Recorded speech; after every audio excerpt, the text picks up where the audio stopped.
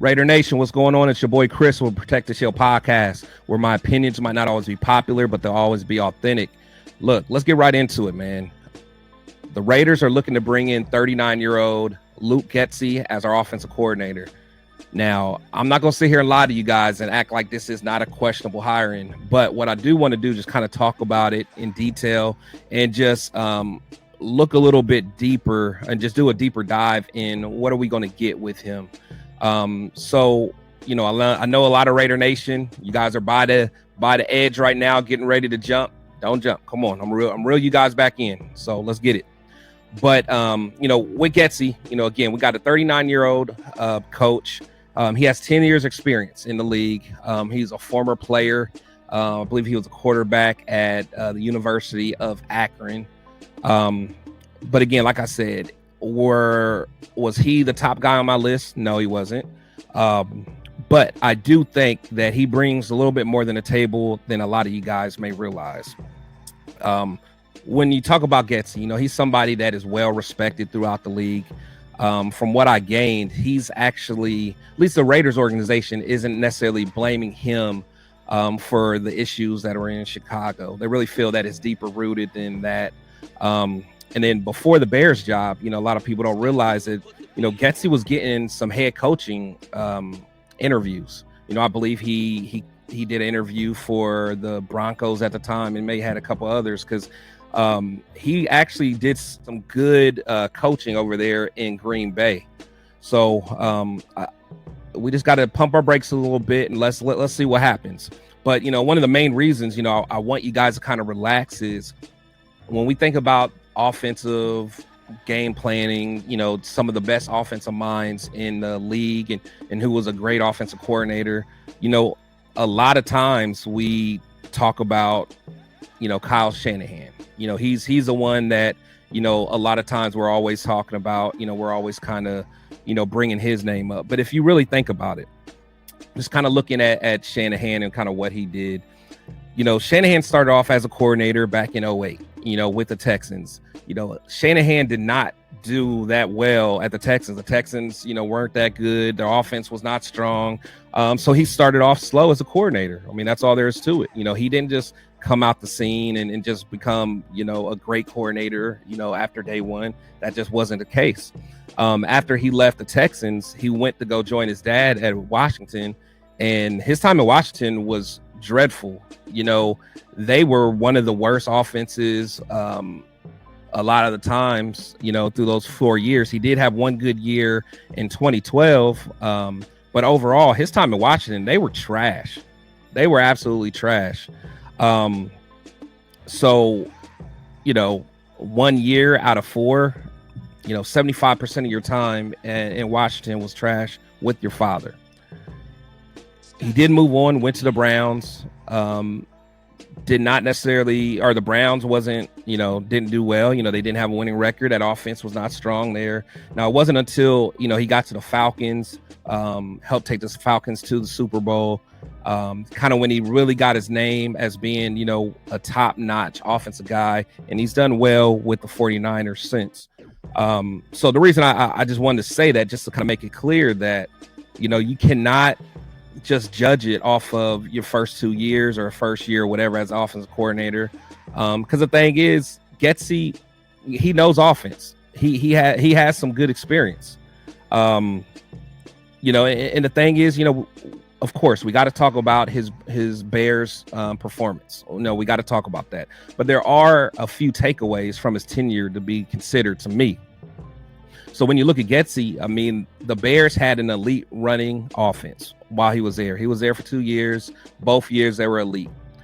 2022, I believe they actually led the league in rushing. Last year they were second in the league in rushing. I know what you guys are saying. You guys are probably already typing it in my comments, but you guys are saying, hey, Chris, the only reason is because he had Justin Fields. That's the reason why they were able to run.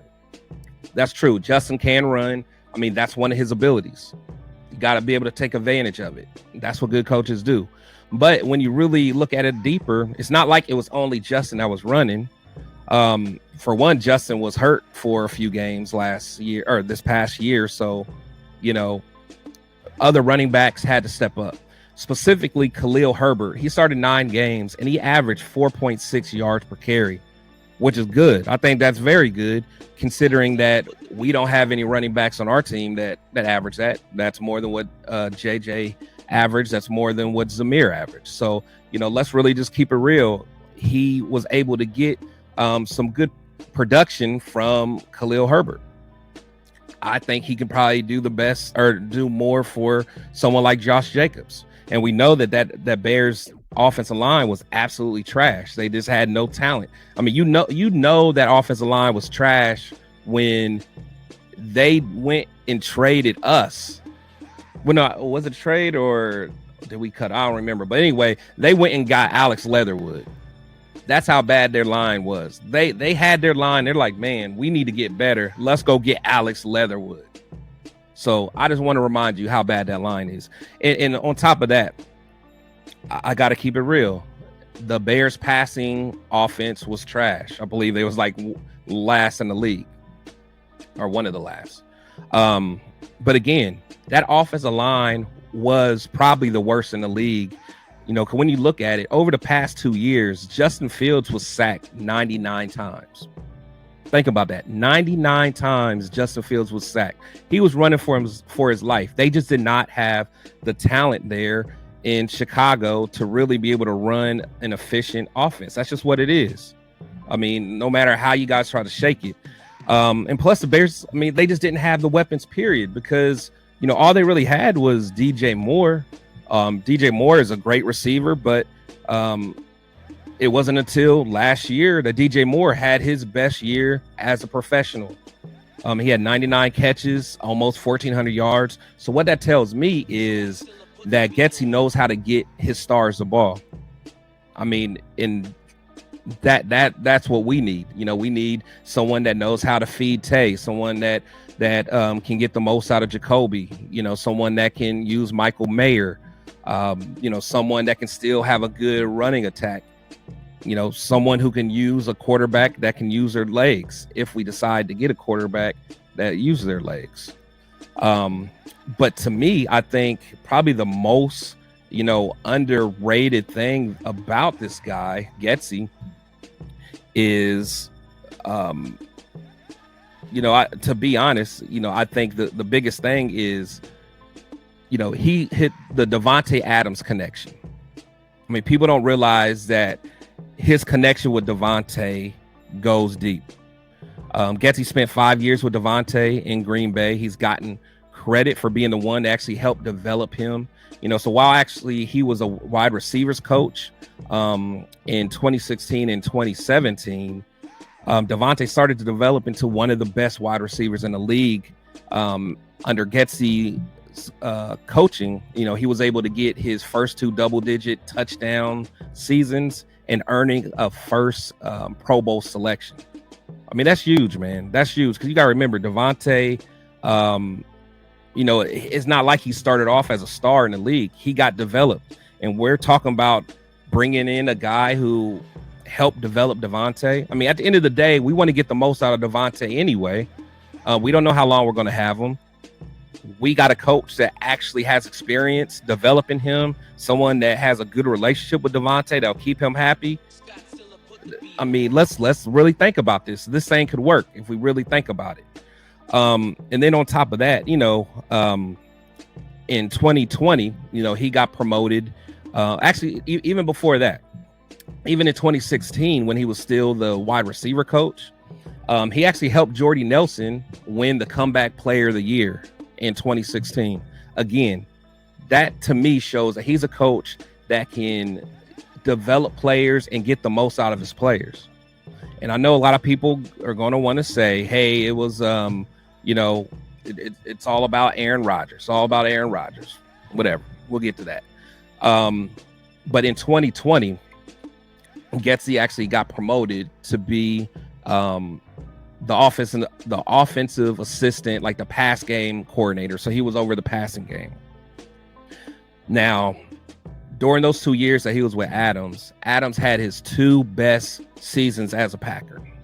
So again, we're seeing a theme here. This guy has a good rapport with Devonte Adams. He knows how to get the most out of him, and he knows how to get him the ball.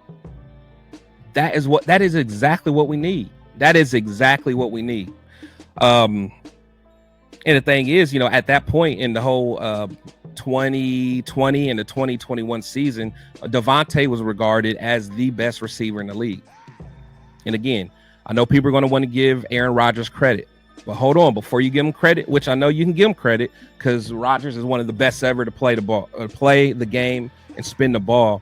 But in 2020, Getsy helped take that offense from 15th, and Aaron Rodgers was there in 2019, 15th all the way to 1st in offense.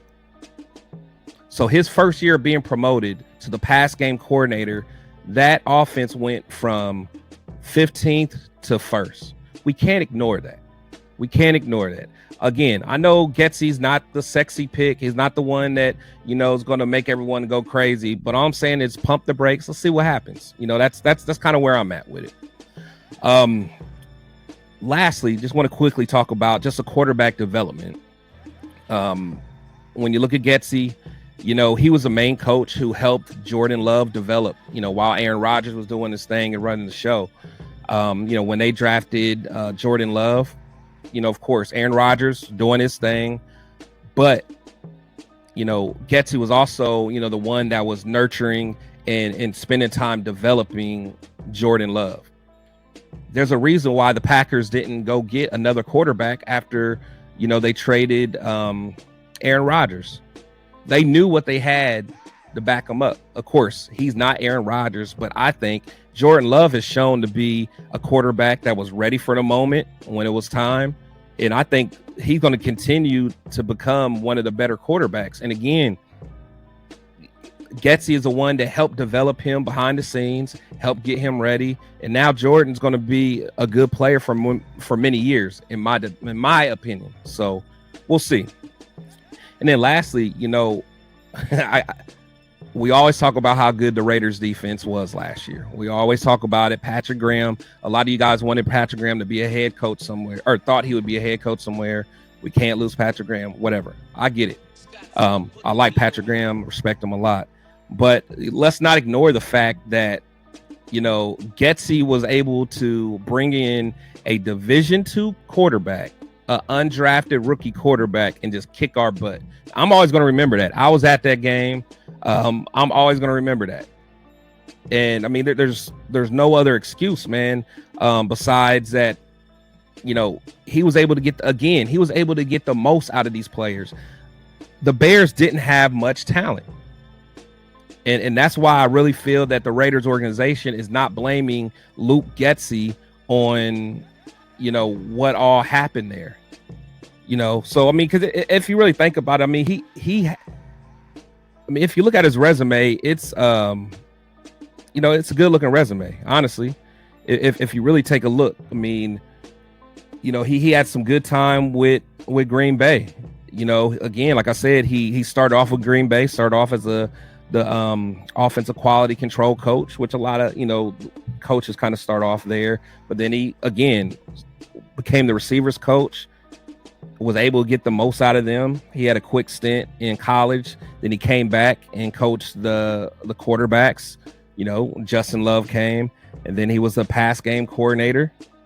Got some great years there. And again, after that 21 season, he was considered head coaching material.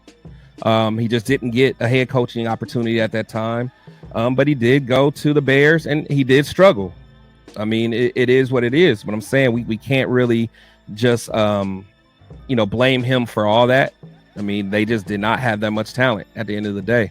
So again, I'm not going to sit here and make excuses for him. I'm just saying, let's just see what happens. Let's give him a fair shake. Let's not let these last 2 years define everything about this guy. But let me know what you guys think, man. Let me know in the comments.